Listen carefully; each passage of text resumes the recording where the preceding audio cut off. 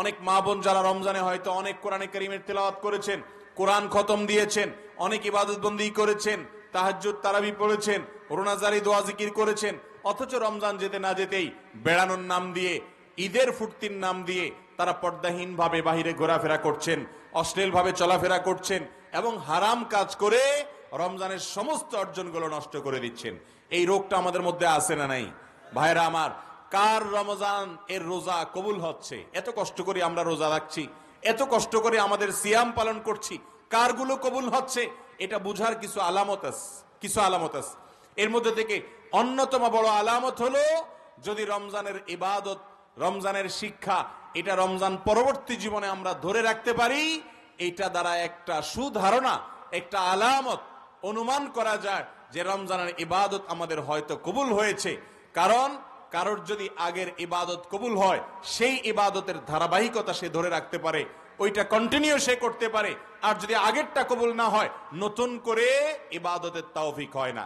অনেকটা হাল খাতার মতো, দোকানদার তার কাছ থেকে কেউ বাকি নিয়েছে, আগের যে পাওনা দেনা আছে সেগুলো সব যদি ঠিকঠাক মতো পরিশোধ করে দেওয়া হয়, সেই হিসাব যদি সব চুকিয়ে নেওয়া হয়, সেই হিসাব যদি সব ঠিকঠাক মতো আপনার নিষ্পত্তি করা হয়, তাহলে নতুন করে দোকানদার বাকি দিতে আর আপত্তি করে না। ঠিক একই ভাবে আল্লাহ রাব্বুল আলামিনের কাছে রমজান মাসে যদি আমরা রোনাজারি করে আগের গুনাহগুলোকে মাফ করাতে পারি এবং রমজানের শিক্ষা যদি আমরা ধারণ করে ধরে রাখতে পারি, তাহলে বোঝা যাবে যে আগে আমাদের রমজানের গুলো সব কবুল হয়েছে, আমাদের তওবা ইস্তিগফার আল্লাহ তাআলা কবুল করে নিয়েছেন। এই জন্য রমজানের পরেও আমাদের তাকওয়াকে ধরে রাখতে পেরেছি। ঈদের উৎসবের নামে আমরা হারামে গা ভাসাই নেই, আমরা ঈদ পরবর্তী জীবনে, রমজান পরবর্তী জীবনে আবার যেই সেই হয়ে যাই নেই। এটা দেখে বোঝা যাবে যে আমাদের রমজানের কষ্টগুলো সার্থক হয়েছে, আল্লাহ সেগুলো কবুল করেছেন। আমরা সেরকম চেষ্টা করব তো ইনশাআল্লাহ। ভাইরা আমার, রমজানের সবচেয়ে গুরুত্বপূর্ণ দিনগুলো, সবচেয়ে গুরুত্বপূর্ণ মুহূর্তগুলো কোনগুলো, রমজানের কোন সময়গুলো সবচেয়ে দামি, এটা বুঝতে আমাদের সমাজের বেশিরভাগ রোজাদার ভাইরা বোনেরা আমরা ভুল করে ফেলেছি। রমজানের সবচেয়ে গুরুত্বপূর্ণ সময়গুলো হলো রমজানের শেষের সময়গুলো, শেষের 10টা দিন। নবী করিম সাল্লাল্লাহু আলাইহি সাল্লাম তিনি রমজানের শেষ দশক আসলে, শেষ 10টা দিন শুরু করলে কি করতেন? 4টা কাজ করতেন। এক, আমাদের আয়েশা রাদিয়াল্লাহু আনহা বলেছেন, কানান নবী সাল্লাল্লাহু আলাইহি ওয়াসাল্লাম ইযা দাখালাল আশর, রমজানের শেষ 10 দিন যখন শুরু হতো, 20 রমজান যখন পার হয়ে যেত, 21 রমজান যখন শুরু হয়ে যেত, তখন থেকে তিনি কয়েকটা কাজ করতেন। তার প্রথমটি হলো কানা ইযা দাখালাল আশর আহিয়া লাইলা, রাতে আর ঘুমোতেন না। শেষ দশকের রাতে আর ঘুমোতেন না, সারা রাত জেগে ইবাদত করতেন। ওয়া আইকাযা আহলাহ, আর এই দশকে তার পরিবারের লোকদেরকে ঘুম থেকে ডেকে তুলতেন, কাউকে ঘুমোতে দিতেন না। কারণ এটা ঘুমানোর সময় নয়, ঘুম সারা বছর যাওয়া যাবে, এটা তো আল্লাহর পক্ষ থেকে পাওয়া অফারের সুযোগ, বিধায় এই সুযোগ হাতছাড়া করা যাবে না। পরিবারের লোকদেরকেও ইবাদতের জন্য ডেকে তুলতেন। আর 3 নম্বর কাজ হলো ওয়াসাদ্দা মিযজারাহ, তিনি তার কোমর বেঁধে নিতেন, কোমর বেঁধে ইবাদত বন্দেগী করতেন, অর্থাৎ তার জীবনে সবচেয়ে বেশি সাধনা করতেন। 4 নম্বর হলো কানা ইযা দাখালাল আশর কানা ইয়াজতাহিদু ফীহি মা লা ইয়াজতাহিদু ফী গায়রি, রমজানের শেষ দশকে যত ইবাদত বন্দেগী নবীজি করতেন, এত ইবাদত বন্দেগী অন্য কোনো সময় করতেন না। আমরা সেই ইবাদতকে শর্টকাট করে নিছি, আমরা শুধু 27 তারিখে ইবাদত করি, 27 রাতে, অন্য রাতের আর কোনো খোঁজ খবর আমাদের নাই। অথচ আমাদের নবীজি শুধু 27 রাতে ইবাদত করতেন, তিনি রমজানের শেষ দশকের সবগুলো রাত ইবাদত বন্দেগী করতেন। আর রমজান চলে গেলে আমরা অনেকে ইবাদত বন্দেগী ছেড়ে দেই। মসজিদে রমজানে এত মুসল্লি, রমজানের পরে আর মুসল্লি খুঁজে পাওয়া যায় না, হারায় যায় সব। ভাইরা আমার, যারা রমজান মাসের ইবাদত করে, মাসকে পুজো করে, তারা শুধু এই মাসের ইবাদত করে। যারা আল্লাহর ইবাদত করে তারা রমজানেও ইবাদত করবে, রমজানের পরে ইবাদত করবে। কারণ যে আল্লাহ রমজানে ইবাদত করতে বলেছেন, তিনি রমজানের পরে 5 ওয়াক্ত নামাজ পড়তে বলছেন না, বলেন নাই? অতএব বছর জুড়ে রমজানের শিক্ষাকে আমরা ধরে রাখার চেষ্টা করব তো ইনশাআল্লাহ। আল্লাহ আপনি আমাদের সিয়াম, আমাদের কিয়াম, আমাদের তারাবি, আমাদের রোজা, আমাদের এই ক্ষুধা এবং তৃষ্ণার কষ্ট করা, এত কষ্ট করে আমরা রাখছি এগুলো, আল্লাহ আপনি আমাদের এগুলো সবগুলোকে কবুল আর মঞ্জুর করে নিন। ভাইরা আমার, রমজান উপলক্ষে একটা সুযোগ থেকে আমরা বেশিরভাগ মানুষ বঞ্চিত, সেটা হলো রমজান মাস ক্ষমার মাস। ভাই, রমজান মাস আল্লাহর কাছ থেকে জাহান্নাম থেকে মুক্তির পরোয়ানা আদায় করে নেওয়ার মাস। আর এই কাজটা পাওয়ার জন্য আমাদেরকে একটি কাজ করতেই হবে, সেটা হলো এই মাসে আল্লাহর কাছে বেশি বেশি দোয়া করতে হবে। বেশিরভাগ মানুষ আমরা হতভাগা, কপাল পড়া, যে গোটা মাস চলে যায়, আজকে রমজানের কয়েকটা দিন চলে গেল, আমরা বেশিরভাগ মানুষ এই মাসে আল্লাহর কাছে চোখের পানি ফেলে একটু দোয়া করার সুযোগ পাই না। ভাইরা আমার, একান্তে নির্জনে একটু আল্লাহর সাথে কথা বলবেন, একটু দোয়া করবেন। আপনি এটা মনে করবেন না যে আমার দোয়া কি আর কবুল হবে, আমি কি আর কোনো হুজুর মানুষ। ভাইরা আমার, আপনি আল্লাহর বান্দা, আল্লাহ তাআলা তার বান্দার ইবাদত কবুল করবেন, বান্দার দোয়া কবুল করবেন। আল্লাহ বলেছেন উদউনি, হে আমার বান্দারা তোমরা আমার কাছে দোয়া করো, যেই দোয়া করবেন আস্তাজিব লাকুম, আল্লাহ ওয়াদা করেছেন আমি তোমাদের দোয়া কবুল করব। অতএব রমজান মাস চলে যাবে আর আপনি দোয়া করবেন না, এটা কোনোদিনই হতে পারে না। বিধায় এই মাস, গোটা মাস জুড়ে বেশি বেশি করে আল্লাহর কাছে দোয়া করবো তো ইনশাআল্লাহ। আপনি কাজ করছেন ক্ষেত খামারে, আপনি মনে মনে আল্লাহর সাথে কথা বলেন, আল্লাহ আপনি এ মাসে কত মানুষকে মাফ করে দিবেন। আপনার নবীজির হাদিস থেকে আমরা জানছি যে প্রতি রাতে আপনি রমজানে অসংখ্য মানুষকে, বহু মানুষকে আপনি জাহান্নাম থেকে মুক্ত, জান্নাতি জান্নাতি ডিক্লেয়ার করে দেন, এই ঘোষণা দিয়ে দেন, আল্লাহ আমাকে একটু তাদের মধ্যে শামিল করে নেন। আপনি যদি আমাকে তাদের মধ্যে শামিল করেন, আপনার কোনো ক্ষতি হবে না, লস হবে না, আপনার কোনো অভাব বলতে কিছু নাই। আল্লাহ তো আপনি আমাকে মাফ করে দেন। আমি কত ভুল করেছি, কত অন্যায় করেছি, কত পাপ করেছি, কত অপরাধ করেছি, মালিক আপনি আমাকে মাফ করে দেন। এখনো নাকের ডগা নিঃশ্বাস আছে, এখনো মাপ চাইলে মাফ হবে, মরার পর আর মাপ চাইলে মাফ হবে না, কিয়ামতের দিন মাপ চাইলে মাফ হবে না, কবরে গিয়ে মাপ চাইলে আর মাফ হবে না, মাপের দরজা বন্ধ হয়ে যাবে। আল্লাহ এখনো তো আমার নিঃশ্বাস আছে, এখনো তো আমার প্রাণ আছে, এখনো তো আমি জীবিত আছি, আল্লাহ আপনি আমাকে মাফ করে দেন। আপনি ক্ষেত খামারে কাজ করছেন, মা বোনরা বাসা বাড়িতে কাজ করছেন, রান্না বাড়া করছেন, ইফতার প্রস্তুত করছেন, সাহারি প্রস্তুত করছেন, বাচ্চাদেরকে গোসল করাচ্ছেন, নিজে অন্য কোনো কাজ করছেন। এই কাজের ফাঁকে ফাঁকে আল্লাহর সাথে একটু কথা বলেন, মনে মনে বলেন, মুখে মুখে বলেন। ভাইরা আমার, কায় মনোবাক্যে একান্তে আল্লাহর ইবাদতের পথে আজকের যুগে সবচেয়ে বড় বাধা হলো আমাদের হাতে থাকা স্মার্টফোন গুলো, দামি মোবাইল গুলো, এগুলো হলো সবচেয়ে বড় শত্রু আমাদের। এগুলো একান্তে একটু আল্লাহর সাথে কথা বলতে দেয় না আমাদেরকে। আমাদের একান্ত সময়গুলো মোবাইল ফোন নিয়ে গেছে, স্মার্টফোন নিয়ে গেছে, সোশ্যাল মিডিয়া নিয়ে গেছে, ফেসবুক, ইউটিউব, টিকটক, লাইকি এগুলো নিয়ে গেছে। ভাইরা আমার, আমাদের নির্জনে একাকী সময়গুলো একটু আল্লাহর সাথে কথা বললে মনটা নির্ভার হবে, মনটা ফ্রেশ হবে, মনটা পবিত্র হবে, আপনি সফল হবেন, আপনি সাফল্যের চূড়ান্ত শিখরে যেতে পারবেন, আপনার রমজান মাস সফল হবে। ভাইরা আমার, এই জন্য আল্লাহর ওয়াস্তে মোবাইল ফোন, স্মার্টফোন এবং সোশ্যাল মিডিয়ার ব্যবহারকে নিয়ন্ত্রণ করতে শিখেন। আপনি ফেসবুক ব্যবহার করবেন, ফেসবুক যেন আপনাকে ব্যবহার করতে না পারে। আপনি ইউটিউব ব্যবহার করবেন, ইউটিউব যেন আপনাকে ব্যবহার করতে না পারে। আপনি সোশ্যাল মিডিয়া ব্যবহার করবেন, সোশ্যাল মিডিয়া যেন আপনাকে ব্যবহার করতে না পারে। আপনি দামি ফোন, স্মার্টফোন, আপনি সেগুলোকে নিয়ন্ত্রণ করবেন, ফোনে যেন আপনাকে নিয়ন্ত্রণ করতে না পারে।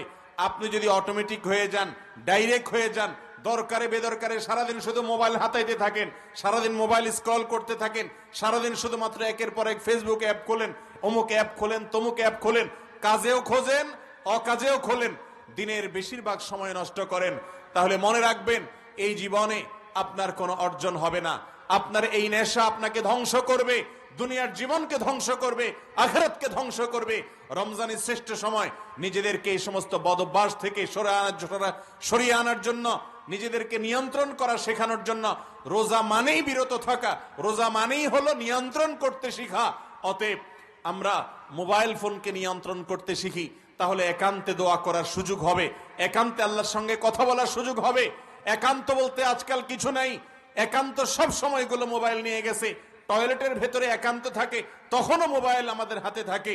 আমরা নির্জন কক্ষে থাকি তখনও আমাদের হাতে মোবাইল থাকে, আমরা একা একা থাকি তখনও আমাদের মোবাইল থাকে, ঘুমাইতে যাই শোয়ার সময় নিরিবিলি কোনো কাজ নাই তখনও মোবাইল হাতে থাকে।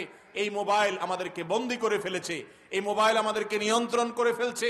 ভাইরা আমার, এই মাসটা একটা মাসের জন্য আপনার যদি সৎ সাহস থাকে, আপনার এই স্মার্টফোন হয় বন্ধ করে দেন, আর না হলে এই অ্যাপগুলো ডিলিট করে দেন এবং নিজেকে নিয়ন্ত্রণ করা শিখেন।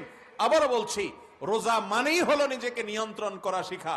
আপনি যদি ডাইরেক্ট হয়ে যান, দরকারে বেদরকারে মোবাইল ধরেই আপনি ফেসবুক, আপনি ইউটিউব হাতাচ্ছেন, দরকার ছাড়াও ঘন্টাকে ঘন্টা আপনি স্ক্রল করতেছেন উদ্দেশ্যহীন ভাবে, তার মানে আপনি ডাইরেক্ট হয়ে গেছেন। আপনি এখন অসুস্থ হয়ে গেছেন, এই মোবাইলে আপনাকে চালাচ্ছে, মোবাইল আপনার ড্রাইভার হয়ে গেছে, ইঞ্জিন হয়ে গেছে, আপনি এখন বগি হয়ে গেছেন। বেশিরভাগ যুবকরা আমাদের সমাজে আজকাল তারা ইঞ্জিন না, তারা হলো বগি। তাদের ইঞ্জিন হলো এই মোবাইল ফোন, তাদের ইঞ্জিন হলো ফেসবুক, তাদের ইঞ্জিন হলো টিকটক, তাদের ইঞ্জিন হলো ইউটিউব। এগুলা তাদেরকে চালায়, যেদিকে টানে সেদিকে চলে, যেদিকে দৌড়ায় সেদিকে দৌড়ে, এবং এগুলার পিছু পিছু চলতে থাকে, সেইগুলোর মধ্যে বুঁদ হয়ে থাকে। বন্দী হয়ে গেছি আমরা, যেই বন্দিত্ব আমরা ফিল করছি না, অনুভব করছি না। নিজের মাকে সময় দেওয়ার সুযোগ নেই, নিজের স্ত্রীকে সময় দেওয়ার সুযোগ নেই, সন্তানকে আমরা সময় দিতে পারি না, অন্য সবকিছু বাদ দেন, নিজেকে সময় দিতে পারি না। আল্লাহর সাথে একটা মাস চলে যায়, কথা বলতে পারি না। ইফতারের আগেও মোবাইল টিপি, সাহরির আগেও মোবাইল টিপি, তারাবির ফাঁকে ফাঁকে মোবাইল টিপি, অনবরত আমরা মোবাইল টিপতে থাকি। ভাইরা আমার, এই রোগটা আমাদের মধ্যে আজ প্রচন্ড ভাবে গ্রাস করে ফেলেছে কি ফেলেনি? অতএব এটার জন্য দরকার হলো নিজের সদ ইচ্ছা, যে আমি এটাকে নিয়ন্ত্রণ করতে শিখবো। আগে আপনি নিয়ত করেন যে আমি এটাকে নিয়ন্ত্রণ করব। নিয়ন্ত্রণ করবো তো ইনশাআল্লাহ। যদি আপনি নিয়ত শুরু করেন এবং চেষ্টা শুরু করেন, আল্লাহ আপনাকে সাহায্য করবেন। আপনি এখন থেকে কন্ট্রোল করেন যে আমি রমজান মাসে, ঠিক আছে, যদি মোবাইল টিপতেই হয় আমার, আমি এতটা থেকে এতটা টিপবো, এই টাইম থেকে এই টাইম টিপবো, এর বাইরে আমি খুলবই না। আমি নেটের কানেকশনই আমি আমার মোবাইলে রাখবো না, অথবা এই মোবাইলের অ্যাপগুলো আমি টাচই করব না। নিজের সঙ্গে নিজে সংগ্রাম করতে হবে, অভ্যাস গড়ে তুলতে হবে। তাহলে দেখবেন আপনার জীবনে অনেক বরকত হয়ে গেছে, অনেক বরকত হয়ে গেছে।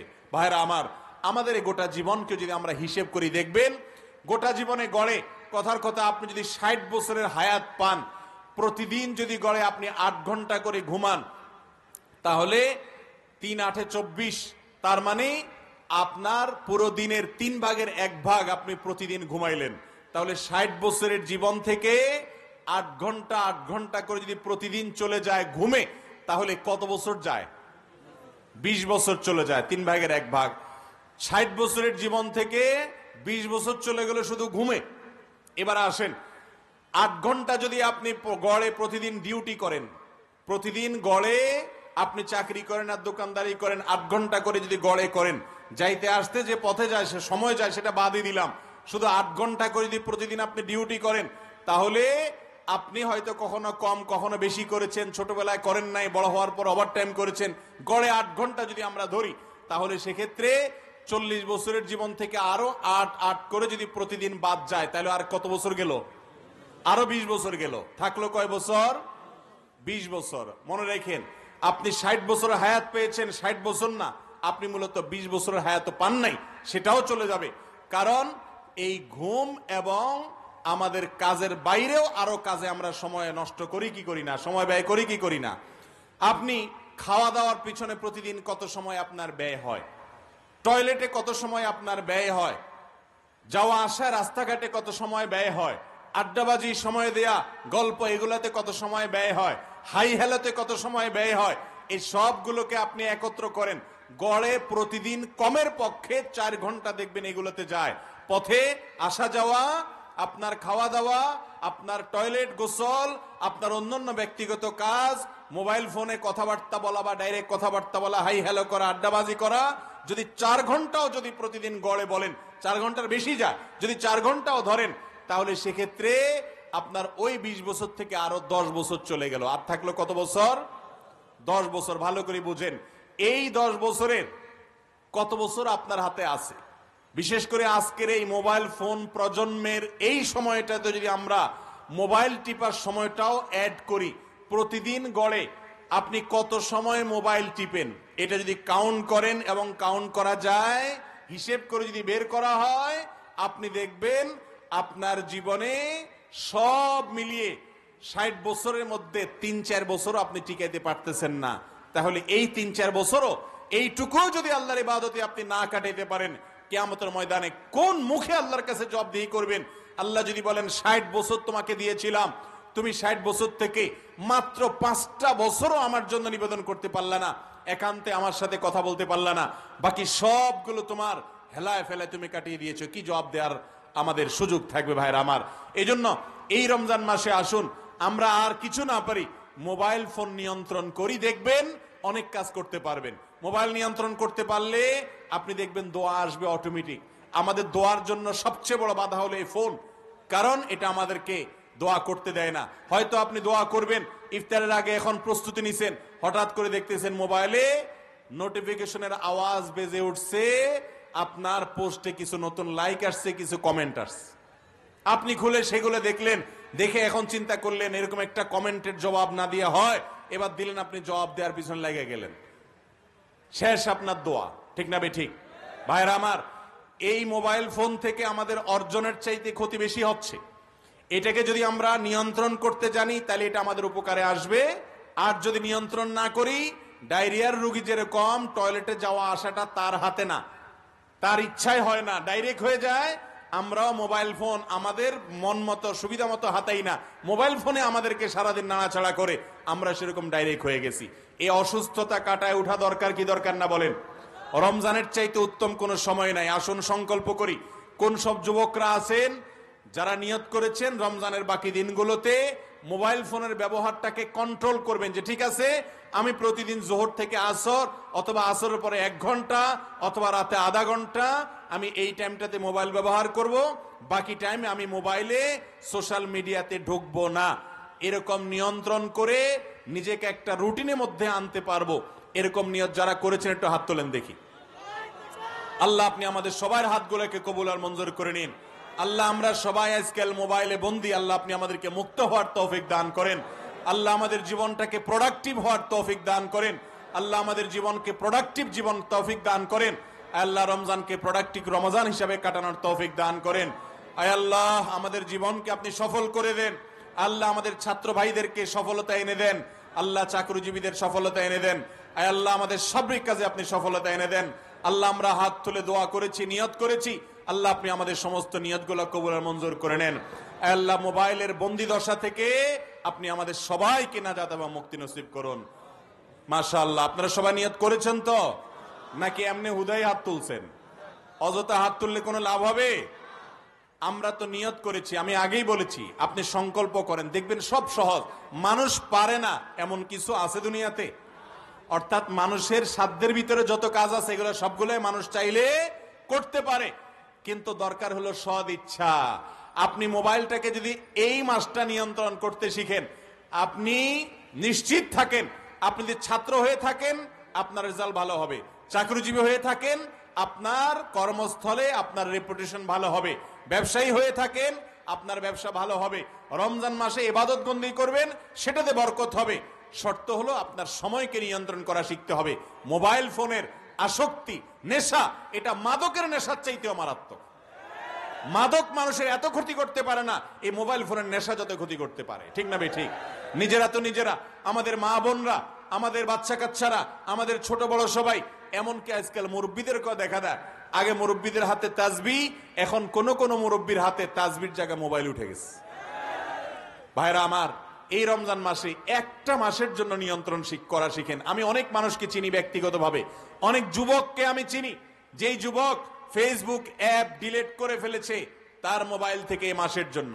সাহস দরকার, এগুলোর জন্য বুকে বল দরকার। সাহস করা যাবে না ইনশাআল্লাহ? ভাইরা আমার, নিজের বিরুদ্ধে নিজে অপারেশন করার জন্য হিম্মত লাগে। নিজের অপারেশন সবাই নিজে করতে পারে না।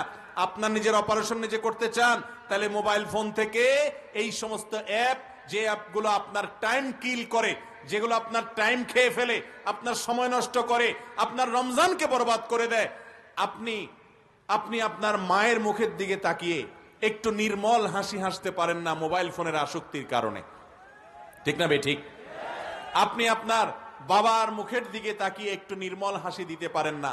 আপনি কপাল পোড়া নিজের স্ত্রীর মুখের দিকে তাকিয়ে আপনি একটু ভালোবাসার হাসি হাসতে পারেন না। স্বামীর দিকে তাকিয়ে হাসতে পারেন না, কারণ আপনার মাথায় ফেসবুক লাইক কয়টা পড়লো, কমেন্ট কয়টা পড়লো, রিপ্লাই কয়টা হলো, গালি কয়জনে দিল, বাহাবা কয়জনে দিল, আপনার ভিডিওতে ভিউ কয়টা হলো। এই ধান্দা, টাকা পয়সাও এত গণেন না, লাইক যে পরিমাণ গণেন। এই নেশা আমাদেরকে শেষ করে দিচ্ছে কি দিচ্ছে না ভাইরা আমার? অতএব দরকার সংকল্প। এই সংকল্পের জন্য রমজানের চাইতে উত্তম কোনো সুযোগ নেই।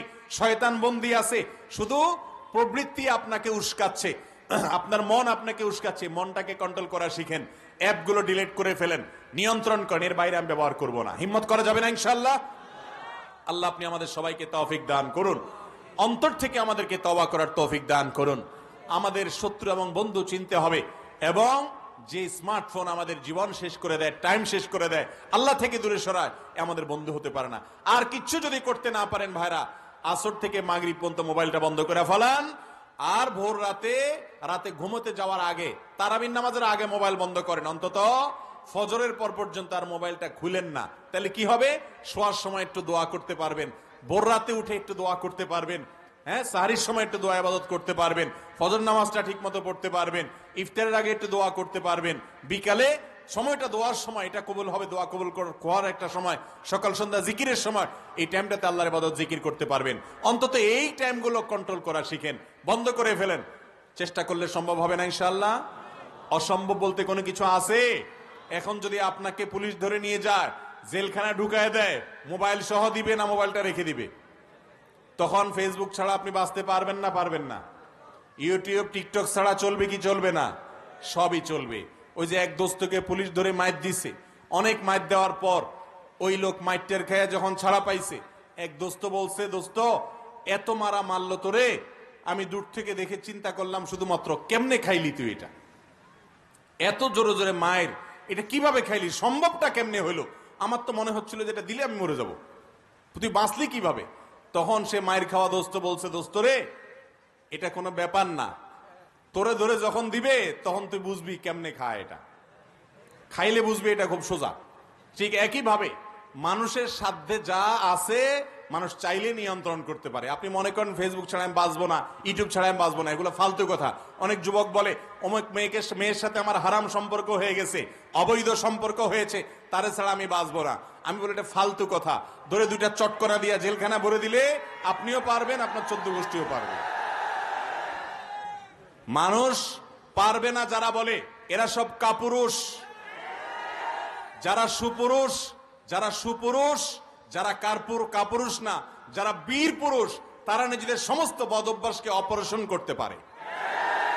আজ আমাদের যুবকদেরকে নিজেদের বদ অভ্যাসের বিরুদ্ধে অপারেশন করতে হবে।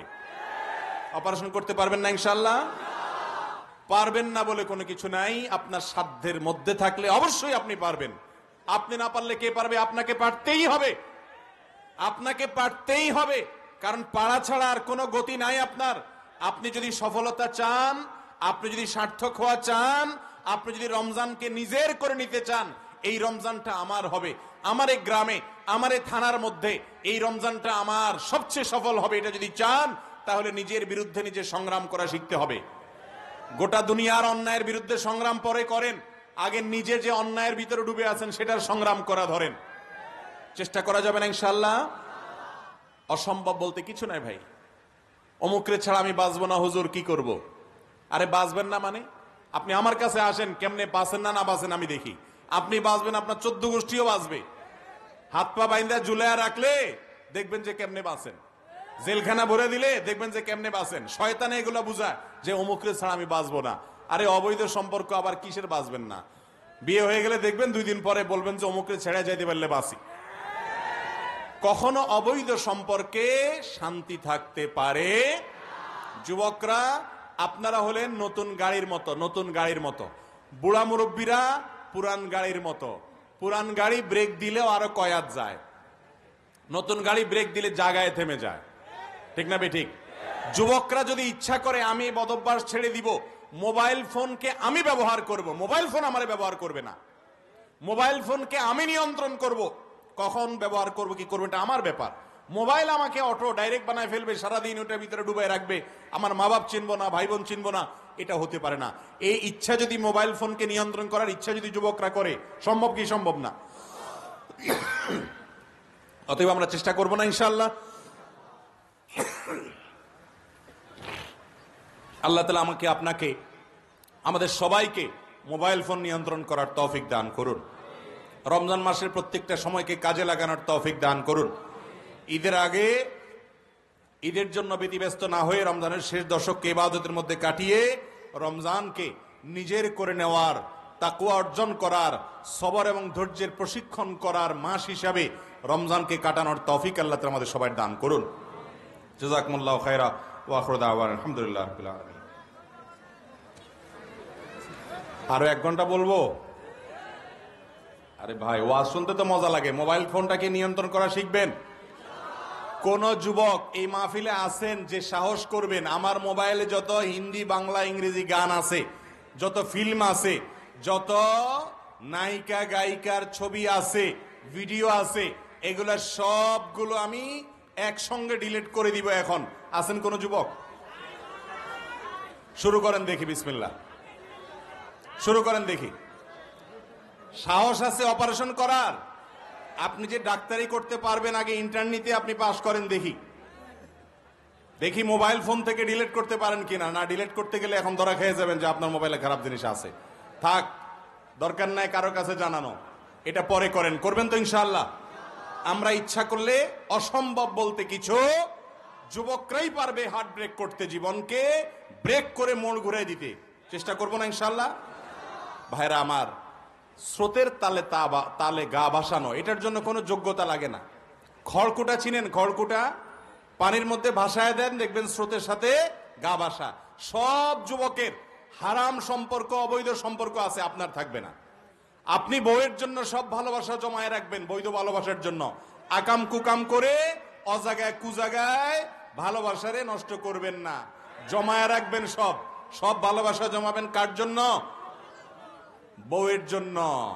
আর মেয়েরাও সব ভালোবাসা জমায় রাখবেন স্বামীর জন্য। অজাগায় কুজাগায় রাস্তাঘাটে, স্কুল কলেজে ভালোবাসা বিলাই বেড়াবেন, তাহলে ওই জায়গা মতো গেলে দেখবেন ভালোবাসার টান পড়ছে, পুঁজিতে টান পড়বে। এই জন্য নিজেকে নিয়ন্ত্রণ করবেন তো ইনশাআল্লাহ? জাযাকুমুল্লাহ খায়ের।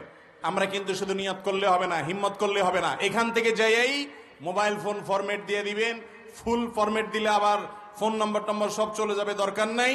অন্তত ভিডিও, অডিও আর গ্যালারিতে যত আজে বাজে জিনিস আছে, রমজান উপলক্ষে এই সবগুলোকে পরিচ্ছন্ন করব। ঠিক আছে না ইনশাআল্লাহ? নিয়ত করবেন তো ইনশাআল্লাহ? এই এখন পারলে চুপচাপে করেন, আর না হলে যাইতে যাইতে করবেন। মনে রাখেন, এখান থেকে চলে যাওয়ার পরে ইবলিস কি বলবে জানেন? ইবলিস বলবে, পাগল হইছস, এ মোল্লার কথা, এত সুন্দর সুন্দর জিনিসগুলা এত কষ্ট করে কালেক্ট করছস, এখন ডিলিট করে দিবি? আপনি বাইর হইলে ইবলিস সব দাঁড়ায় আছে, দেখেন না, আপনার মাথায় ঢুকবে, ঢুকে বলবে, পাগল হইছস তো, দুধ ওয়াজ মাহফিলে থাক। এই জন্য এখনই করে ফেলতে পারলে ভালো। সৎসাহস, ইমানে জজবা যখন উঠে, সাথে সাথে সেটাকে কাজে লাগাইতে হয়। যুবকের যৌবন, তরুণের তারুণ্য, তারুণ্যের যে উদ্যম, উচ্ছ্বাস, এটা দিয়ে ভালো কিছু করতে হবে না খারাপ কিছু। ভালো কিছু যদি করতে হয়, তাহলে আমাদের জীবন থেকে খারাপগুলোকে ডিলিট করতে হবে কি হবে না? পরিচ্ছন্ন করতে হবে কি হবে না?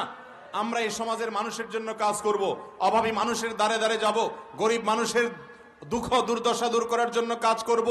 আমরা ভালো কাজ করব, আমরা মসজিদে যাব, আমরা কল্যাণমূলক কাজ করব, আমরা মাদককে না বলবো, আমরা যৌতুককে না বলবো, আমরা সন্ত্রাসকে না বলবো, মাস্তানিকে না বলবো, গুন্ডামিকে না বলবো। যুবকরা একসাথে হয়েছেন কয়েকজন মিলে, একজন বৃদ্ধ মানুষের চাচার উপকার করে দিবেন, একজন গরিবের উপকার করে দিবেন, না মাস্তানি করবেন। 4-5 বন্ধু মিলে একসাথে হয়েছেন, বাজার দিয়ে যাচ্ছেন, গায়ে জোর আছে, আছেন 5-6 জন সাথে, মাস্তানি করবেন না ভালো কাজ করবেন? কিন্তু আজকালকার যুবকরা বেশিরভাগ নিজেদেরকে খারাপ কাজে জড়ায়। আবারও বলছি, স্রোতের তালে গা ভাসাইতে যোগ্যতা লাগে না, খড়কুটায়ও পারে। স্রোতের বিপরীতে চলতে সবাই পারে না, এটার জন্য বুকের পাটায় বল লাগে।